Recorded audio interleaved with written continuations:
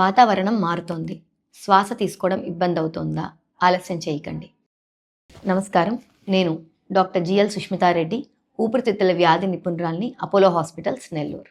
వర్షాకాలంలో, చలికాలంలో గాలిలో తేమ, చల్లదనం పెరిగి బ్రీతింగ్ తీసుకోవడం డిఫికల్ట్ అవుతుంది. ముఖ్యంగా ఆస్మా, సిఓపిడి పేషెంట్స్, అలర్జీ ఉన్న పేషెంట్స్ ఈ సమస్యలతో ఎక్కువ బాధపడుతున్నారు. సో మిమ్మల్ని మీరు ఈ క్లైమేట్లో హెల్తీగా ఉంచుకోవడానికి ఈ 3 టిప్స్ ఫాలో అవుతాం. Number 1, indoor air quality maintenance. చల్లదనం ఎక్కువ ఉందని చాలామంది కిటికీలు మూసేస్తూ ఉంటారు. అసలు ఫ్రెష్ ఎయిర్ అనేది ఇంట్లోకి రానివ్వరు. కానీ దీనివల్ల ఇంటి లోపల హ్యూమిడిటీ అనేది పెరిగి దానివల్ల మోల్డ్, డస్ట్ ఫార్మేషన్ ఎక్కువ అవుతూ ఉంటుంది. కాబట్టి కిటికీలు అప్పుడప్పుడు ఎండ ఉన్న టైంలో తెరిచి ఫ్రెష్ ఎయిర్ వచ్చేటట్టు, ఇంట్లో తేమదనం తగ్గేటట్టు చూసుకోండి. సెకండ్ పాయింట్, ట్రిగ్గర్స్ని ఐడెంటిఫై చేసుకోవడం. ఈ చలికాలంలో చల్లని పానీయాలు, చల్లని పదార్థాలు తినడము, లేదా స్ట్రాంగ్ సెంట్స్ లైక్ పర్ఫ్యూమ్స్ కానివ్వండి, మస్కిటో రిపెల్లెంట్స్ కానివ్వండి, ఇవి కూడా మనకి ఈ అలర్జీస్ని ట్రిగ్గర్ చేయొచ్చు.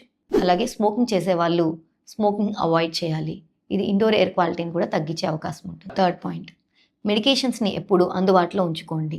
ఆల్రెడీ ఇన్హేలర్స్, మెడిసిన్స్ వాడేవాళ్ళు సడన్గా మెడికేషన్స్ని, ఇన్హేలర్లను ఆపద్దు. డాక్టర్ సలహా లేకుండా ఇన్హేలర్స్ మధ్యలో ఆపితే జబ్బు తీవ్రత పెరిగే అవకాశం ఉంటుంది. అక్యూట్ ఎగ్జాజర్బేషన్స్ వచ్చే అవకాశం ఉంటుంది. మీకు ఊపిరితిత్తుల్లో ఎటువంటి ఇబ్బంది అయినా ఉంది, లేదా ఇప్పుడు నేను చెప్పిన లక్షణాల వల్ల ఇబ్బంది కలుగుతుంది అనిపిస్తే ఖచ్చితంగా పల్మనాలజిస్ట్ని కలిసి మీ లంగ్ హెల్త్ని చెక్ చేయించుకోండి.